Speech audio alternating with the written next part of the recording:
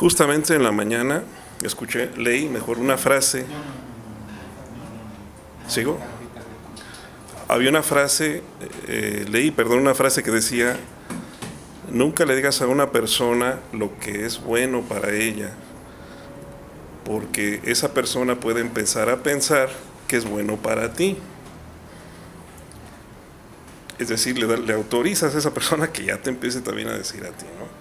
Con respecto a esas políticas públicas, fíjense que a mí me da temor que funcionen, porque es el incentivo para que otro gobernante diga: ¿y si prohibimos esto? ¿Y si prohibimos el otro? Y así se van a ir prohibiendo una cosa y otra.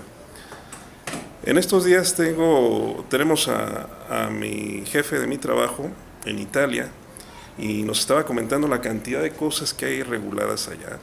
La Coca-Cola no sabe igual, sabe a agua, me dicen. La mayonesa sabe asquerosa. O sea, la carne también es muy diferente. O sea, todo está regulado, todo, no puedes comprarte algo, todo está regulado. Si te quieres comprar unos churritos, pues aquí no existen, ¿no? Entonces yo decía, me parece hipócrita que el gobierno le ponga 30% o no sé cuánto se le ponga al refresco para cuidar nuestra salud. Pues que le pongan el 500%, si realmente quieren cuidar la salud, ¿no? Ah, no, pero pues es que es poquito para que alcancen todavía a pagar y suelten más dinero y llegue más dinero a las arcas, ¿no? A mí me parece que no, que el gobierno no debe estar viendo qué nos conviene o qué está bien para nosotros, pero lo que sí debe hacer, que coincido con Alejandro, es crear los incentivos, pero de una manera muy creativa, como el videojuego que decía. Creatividad. Si el gobierno quiere, creativos hay en todos lados. Los incentivos los debe crear. Ese debe ser, desde mi punto de vista, pues el papel de los gobernantes, ¿no? Incentivar, pero no regular excesivamente. Pues si no regulen también las garnachas, pues también hacen mucho daño. Yo, una cosa que me preocupa o que me gustaría preguntarte, Marco, es las personas con las que estabas platicando, que nos platicabas del chat hace rato, ¿no hay libertarios dentro de esa gente? Porque cualquier libertario disentiría inmediatamente ni siquiera de cuestionar la idea de que el Estado regule absolutamente nada. O sea, los libertarios estamos completamente a favor de dejar que cada persona tome la decisión de lo que se mete a su cuerpo. Y eso es una cosa que me brinca mucho ahorita. Nos decías, en el chat había varios itamitas. ¿En el ITAM no hay libertarios? No, porque si tú consideras que la mayoría de los que están ahí, bueno, son egresados, trabajan en el servicio público, se dedican a temas públicos, un poco la visión de lo público está relacionada con la intervención del Estado. Son pocos los que trabajan en la iniciativa privada con una visión un poquito más en términos libertarios, liberales, mucho más puros, por decirlo así.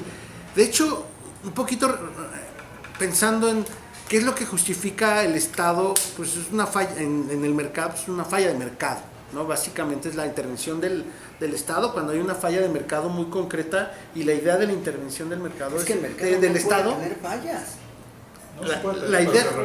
La idea es que intervenga para corregir esas fallas, ¿no? Es que siempre que el Estado quiere intervenir para corregir alguna falla, tenemos la prohibición de 1927 del alcohol. Y tenemos, por ejemplo, la creación de las monedas electrónicas, ¿no? Uno más conocido es Bitcoin, ¿no?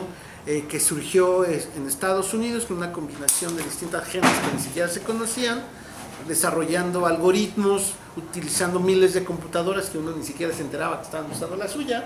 Si se alentaba, pues ahí estaban. Y empezó a tener éxito a partir de valía el primer Bitcoin 0.0001 centavo de dólar, ¿no? Llegó a costar $22,000 por Bitcoin. Era una burbuja también especulativa, inclusive se decía que Corea del Norte estaba invirtiendo dinero en los Bitcoins y empezó a crecer. Pero hace unos años, como unos 6 años, un poquito más, en Estados Unidos, sobre todo en Nueva York, empezó la idea de regular el mercado. Sí, banking o Bitcoin, el documental de Netflix. Exacto, pero eso en la práctica sucedió, y es una tendencia del Estado empezar a intervenir muchos mercados para controlarlos, porque en la práctica, por lo menos, la práctica del mercado, del puro mercado puro, como pues acaba en tragedias en donde los distintos actores que en teoría se están regulando o autorregulando, pues caen en excesos porque no necesariamente piensan de esta manera. O sea, al final son agentes económicos que quieren maximizar sus utilidades dentro de esta lógica de mercado, tal vez bajo este argumento liberal, pero que en la práctica no lo son. ¿Pero no tendrían que cargar ellos con sus consecuencias? Sí, pero el problema, no, y estoy completamente de acuerdo, y justo en la crisis de Enron, en la crisis hipotecaria que hubo también en Estados Unidos, pues intervino el Estado en Estados Unidos para proteger a los que habían justamente afectado al mercado, a los que empezaron a distorsionar el mercado, fueron los menos afectados y fueron los que el Estado protegió, pensando a raíz del mercado en conjunto.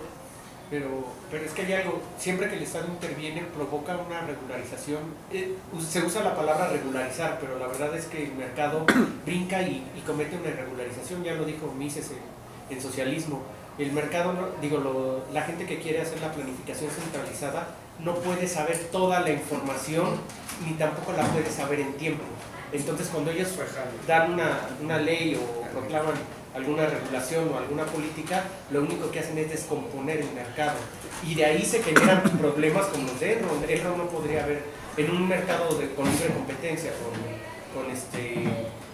con pares o en igualdad, hubiera sido muy complicado que hubiera logrado lo que hizo. Pues la burbuja inmobiliaria del 2008, el Estado también quiso ya después intervenir y también Sí, bueno, ahí sí fueron algunos empresarios bastante imaginativos que crearon todos estos esquemas con las pensiones de los trabajadores de la educación en Estados Unidos, que fueron los que crearon todos estos bonos basura, ¿no? Y esta ingeniería.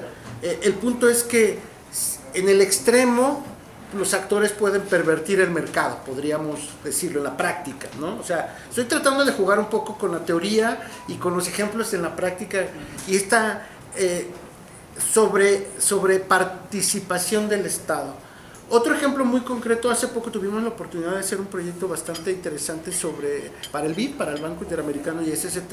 Nos contrataron para hacer un estudio sobre transparencia y anticorrupción en la contratación y ejecución de obras viales en Iberoamérica.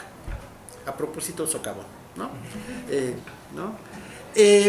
Y fue muy interesante porque arrancamos primero para decir, bueno, ¿cómo vamos a evaluar qué tan bien o mal está la región?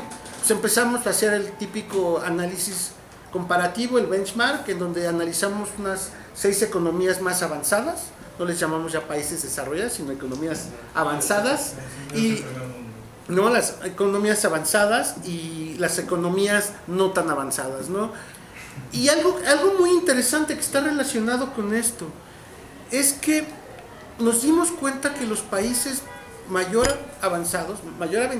aventajados económicamente en el mundo, por ejemplo, este tema de contrataciones, donde involucra el mercado y donde además participa el Estado, porque pues, también es dada la magnitud de la inversión, no toda la iniciativa privada en el mundo es capaz de participar de manera directa para proveer ciertos servicios públicos, bienes públicos, ¿no? Que necesitas para la economía, ¿no?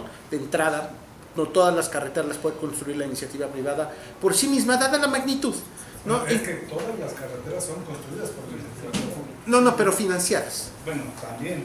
El gobierno no tiene dinero. Hay algunas sí y hay otras no. Esquemas de coparticipación. Sí, la asociación público-privada, pero por ejemplo para el nuevo aeropuerto de la Ciudad de México solamente habían 3 empresas en el mundo capaces de hacer todo lo que se necesitaba en términos de desarrollo estratégico en gran escala. Unas no podían participar porque trabajan en Estados Unidos y tienen una cláusula de que si trabajan invierten o hacen infraestructura en países de alto riesgo desde el punto de vista de estados de derecho débiles, como algunos de África, entonces su nivel de riesgo aumenta con las calificadoras, las que les dan a ellos financiamiento, y también el gobierno norteamericano los penaliza. Entonces no vale la pena invertir en México, en el aeropuerto, cuando las inversiones en Estados Unidos son mucho mayores. Entonces se descartaron y quedaron muy pocas en el mundo capaces de invertir y construir el nuevo aeropuerto de la Ciudad de México. Pero bueno, regresando a la parte normativa institucional. Comparando los países de mayor ingreso y los de menor ingreso, encontramos que en estos temas casi no tienen regulación. Casi no hay leyes en los países más ricos del mundo que promuevan la transparencia, conduzcan a implementar medidas de prevención y de sanción a la corrupción. En todo el proceso de contratación, de competencia de licitación, contratación, ejecución y supervisión de obra. Casi no hay. Una idea muy liberal. En cambio, nos volteamos a ver todo Iberoamérica, España, Portugal y México para abajo y tenemos un nivel de regulación impresionante. O sea, se pone como el ejemplo paradigmático y el ejemplo a seguir México con el Sistema Nacional Anticorrupción. O sea, que es el exceso del intervencionismo del Estado en el mercado, donde tanto el Estado, la propia autoridad, como la propia iniciativa privada en estos países no tienen ningún incentivo a hacer las cosas como se debe. Hay colusión, porque es un tema donde no hay competencia tampoco en el sector de la construcción en Latinoamérica, en Iberoamérica, por lo tanto tienen que fortalecer las instituciones que prevengan y castiguen la colusión, o sea, las medidas anticompetencia. Por otro lado, hay muchos elementos de corrupción también, cohecho, soborno, conflicto de interés, tal cual, pecula, todo eso, por parte de la iniciativa privada y por parte del Estado, porque hay débiles estados de derecho solamente, no se puede garantizar la inversión a los privados tampoco, y por lo tanto necesitas tanta regulación para evitar, sancionar casos de corrupción, cohecho, conflicto de interés, peculado, todo lo que quieras.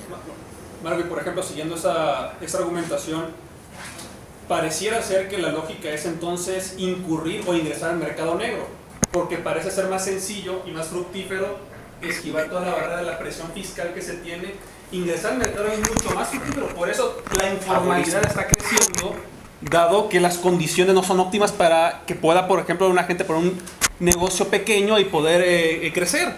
Y como un ejemplo, quizás sea un poco muy lejano, pero curiosamente en Hong Kong, y si no leí mal el artículo de Human Progress, no tienen ciertas figuras dentro de la creación, o por ejemplo aquí la figura de un secretario de Hacienda, por ejemplo, no existe en Hong Kong. Y le preguntaban a alguien dentro de cómo se maneja o cómo se genera todo este esquema en Hong Kong, y siguiendo a propósito de que viene Javier Milei, decía, meter un tipo de esos a generar políticas públicas es como poner a un pedófilo en un jardín de infantes. O sea, esa gente va a buscar la manera de cómo justificar un alza de impuestos. Entonces, quitar esa figura y bueno, los resultados ahí están en Hong Kong. Es decir, si no recuerdo, en 1980 un ciudadano de Hong Kong ganaba un tercio de lo que ganaba una persona en el Reino Unido. Hoy es 30% más rico un ciudadano de Hong Kong que alguien del Reino Unido. Entonces, ver esos números, ver que una reducción en la presión fiscal sí es la solución para la generación de riqueza, para la atracción de capitales. Exacto, aumenta la productividad y la competitividad de las economías. Eso hasta pareciera de sentido común. Exacto. Sin embargo, en los estados, sobre todo en Iberoamérica, Latinoamérica sobre todo, tienen esta tendencia a regularlo todo. Inclusive había una colega de Costa Rica diciendo, imagínense, para llevar a cabo todo el proceso de licitación y contratación de una obra carretera en Costa Rica, el tamaño de Costa Rica, nos tardamos casi 2 años en hacerlo. O sea, en arrancar, solo en arrancar. Porque hay tanta regulación que lo que hace es inhibir el mercado. O sea, inhibe la participación de la iniciativa privada en la construcción de bienes públicos, el sector financiero no se le hace atractivo. Y aún así lo que descubrimos es, a pesar de toda esa gran regulación que existe este mercado negro. ¿Por qué? Porque tienes que pasar un cúmulo de trámites y de procesos, anticorrupción si quieres, pero es muy costoso, los costos de transacción se elevan. Y no se garantiza que además el Estado respete esos contratos, que esa es otra cosa. Y entonces lo que haces es fomentar la corrupción por otro lado. ¿Por qué? Porque quieres irte por la puerta de atrás, ¿no? Ese es un elemento que nosotros encontramos como constante en Latinoamérica, que tenemos la tendencia a construir instituciones, leyes, regularlo todo para justamente tratar de prevenir, combatir la corrupción en todo el proceso, pero cuando volteamos, y fue el gran descubrimiento, algo bastante interesante, a los países que la han hecho, que la han logrado, que están más avanzados, se han dado cuenta que quitar todo ese cúmulo de regulación facilita el mercado, sí apelan a la parte ética tanto del funcionario público como de la iniciativa privada, porque ese también es un factor importante, porque aquí también en México y en Latinoamérica, sobre todo en México, está de moda el tema de corrupción. Se asume como si el Estado, el gobierno fueran los políticos los únicos corruptos y no solo los ciudadanos cometemos microcorrupción de manera cotidiana, ¿no? Y que básicamente eso es lo que sucede. Ahora, había un ejemplo muy interesante que justamente el débil Estado de Derecho, hablando un poco de mercado y de liberalismo, eleva el nivel de riesgo de la inversión con el Estado. ¿Qué quiere decir? Cuando un privado quiere entrarle al negocio a producir bienes públicos a través de asociación público-privado, la incertidumbre, a pesar de que haya un contrato, una concesión de por medio, la incertidumbre de cualquier día diga alguien muy inspirado, vamos a cancelar el nuevo aeropuerto o vamos a quitar la concesión de gas en Bolivia, hace que el riesgo se eleve, y ese riesgo lo detectan, lo registran las tasas de interés, el costo del dinero, el costo financiero del dinero. ¿Y qué es lo que hace? Pues elevarlo y reducir la utilidad por parte de los inversionistas para entrar junto con el Estado en esta sociedad para invertir. Eso lo descubrimos sobre todo cuando en otro proyecto, les traigo este ejemplo porque son cosas muy prácticas, que uno pensando en vamos a desregular la tendencia de lo público, inclusive del Banco Mundial, nos contrató para poder rediseñar el modelo de concesión del transporte público en la Ciudad de México, ¿no? O sea, ¿cómo podemos repensar las concesiones en el transporte en la Ciudad de México de tal manera que la iniciativa privada, los inversionistas, los dueños de capital, le entren al negocio? ¿Por qué? Porque la autoridad, el gobierno de la ciudad no tiene mucho dinero para hacerlo. Sí tiene dinero para desperdiciar en otras cosas, 2,000 millones de pesos para corregir las tonterías de la línea 12 del metro, pero no para invertir en transporte de calidad. Y se daban cuenta que cuando construían, cuando hacían estos contratos, no era necesariamente seguro que la autoridad los respetara. Entonces les empezamos a preguntar a a banqueros, íbamos con la banca, con bancos grandes, Scotiabank, íbamos con Interacciones, fuimos con Bancomer, fuimos con Banorte, y les preguntamos, oiga, si el sector transporte parece ser que es un buen negocio, ¿por qué no le han entrado? Íbamos con los constructoras de vehículos, los que construyen los camiones, decíamos, ¿por qué ustedes no le están apostando más al mercado mexicano? ¿No? ¿Y qué era lo que nos decían? Es que no confiamos en la autoridad. No confiamos en la autoridad, y el punto es que cuando yo, para apalancar mi inversión, necesito pedir un crédito al sector financiero, mi TIR se dispara.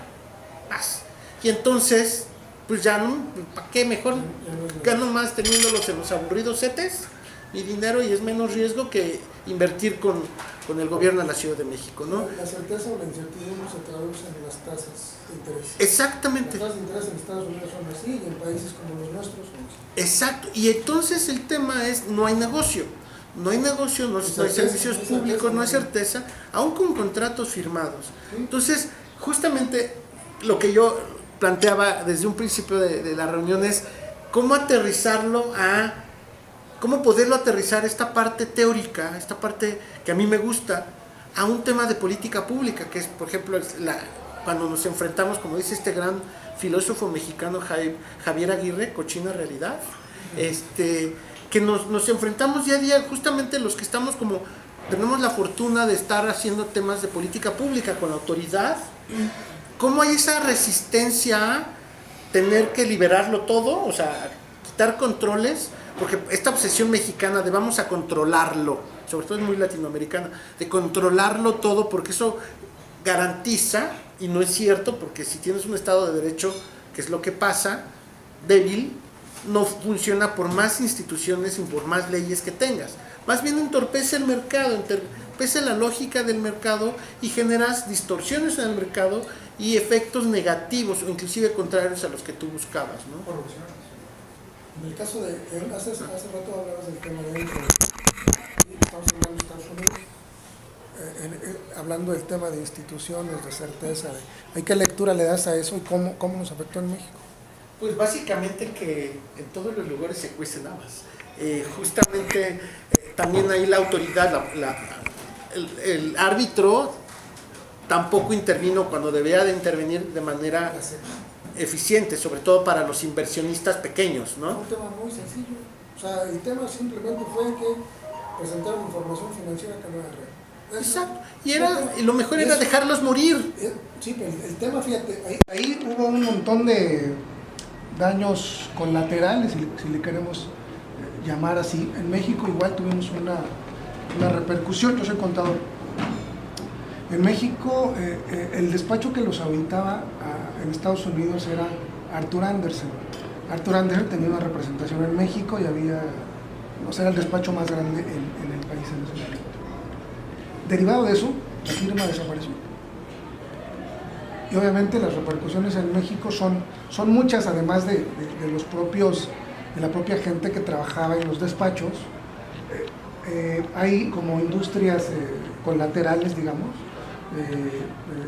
no sé, impresores, los que venden libros que tienen que ver con tributarios, una serie de cosas que le afectó a México enormemente. Y fue algo muy sencillo. Lo único que hicieron fue mostrar información que no era veraz. Ese fue todo el tema. Y yo creo que también es marcar como que países de economías, ¿cómo les llamas? Avanzadas. O sea, el primer mundo, que tienen poca regulación, no siempre es cierto. O sea, yo, por ejemplo, yo tomo mucho el ejemplo de los Estados Unidos con la crisis del 2008, la crisis financiera del 2008, porque las instituciones financieras en Estados Unidos eran posiblemente las más reguladas de toda la industria, o sea, estaban hiperreguladas. ¿Qué pasa? Que por un chispazo alguien empezó a rascar acerca de los bonos basura y todo un espejismo se vino abajo, lo cual trajo toda una crisis mundial que pasó por las financieras, por las inmobiliarias, por todo el mundo, ¿sí? La Fed actuó y en lugar de que se hubiera corregido el problema rápido, lo dejó arrastrándose mucho más tiempo, ¿sí? O sea, yo no creo que sea verdadero que una regulación más amplia en países avanzados lleve a una mejor eficiencia para la regulación del mercado. Yo creo que se presenta inclusive a más actos de corrupción, porque yo siempre menciono que la corrupción no es un problema, la corrupción es un síntoma.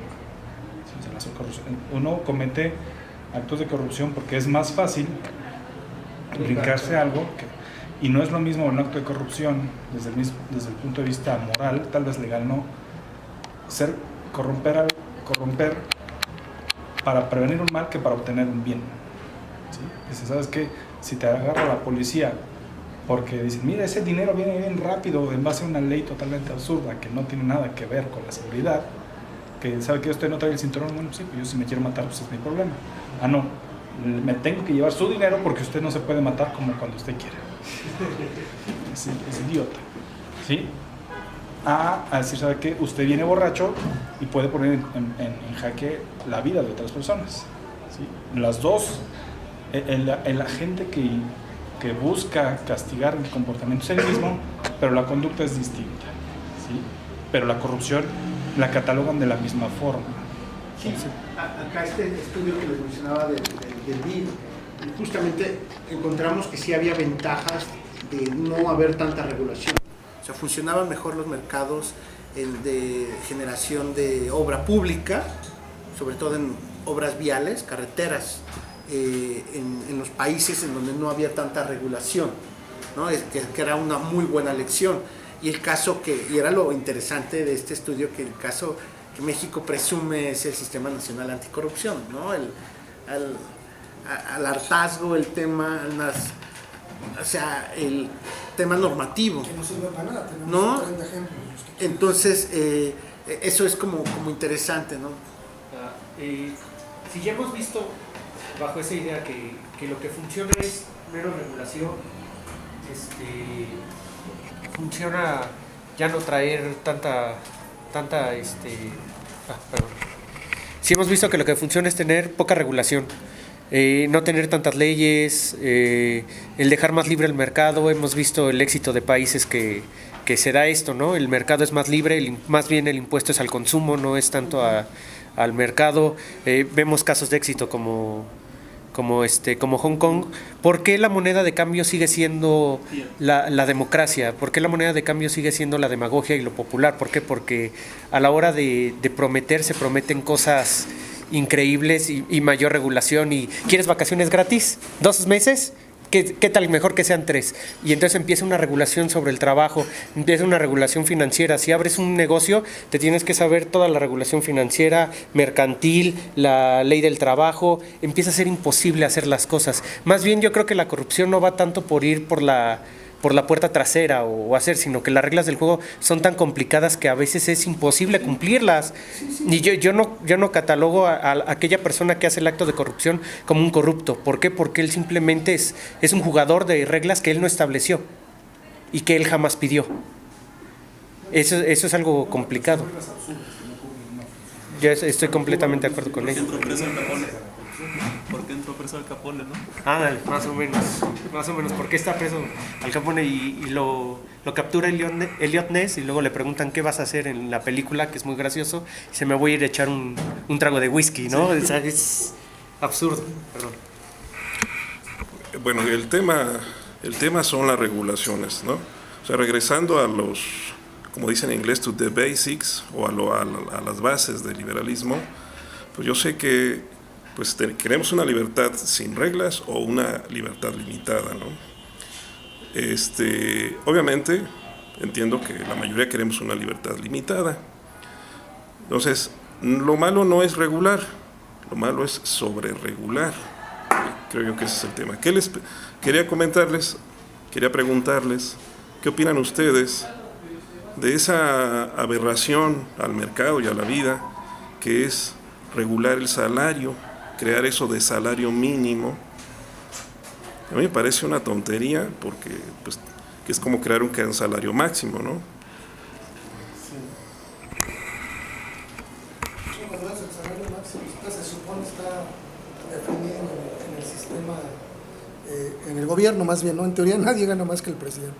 Pero si tú ves, simplemente hay información pública, tú ves una estadística en el SAT, ¿ves cuánto gana el jefe del SAT? Como que nadie gana más que el presidente, ¿no? Obviamente, digo, y son cosas supervisibles y nadie dice nada y no pasa nada. Primero es una figura demagógica el salario mínimo, ¿sí? O sea, lo establecen como una... El salario mínimo no es más que una referencia para sí mismo, no sirve para nada, ¿sí? En términos de estadística, creo que son como 12,000 personas que están registradas en el Seguro Social, que son las que ganan el salario mínimo en todo México. Y esto son con el que están registrados, muy probablemente estén registrados con eso y ganen mucho más. Ahora, eso es a nivel oficial. Si tú le preguntas a una persona si quiere ganar el salario mínimo sin estar dado de alta en nómina, te va a mandar al demonio, te va a pedir mínimo 2 o 3 veces más, el mínimo. O sea, por lo que, esa es una. 2, es la excusa perfecta de demagogos, de populistas, de tranzas para decir, ¿saben qué? Es que somos un país pobre, tenemos que subir el salario mínimo.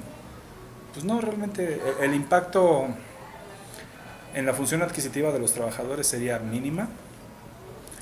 A nivel mediática, pues sí se oye muy bonito. Ahorita acabo de decir, a ver, uno que ahí es güerito y con el pelo cortito que anda diciendo puras tarugadas que se le está ganando al otro también por güey. Sí, pero no sirve. Tercero, no, el trabajo como en sí es una mercancía. O sea, aquí le dicen, el trabajo es un derecho. Pues no, o sea, tú tienes derecho a trabajar y con quien quieres tú trabajar si el otro quiere que trabajar contigo, así de sencillo. Tienes la libertad de elegir, por eso es un derecho. pero no puedes, no tienes el derecho a que alguien te contrate, ¿sí? Y establecer el mínimo para que trabaje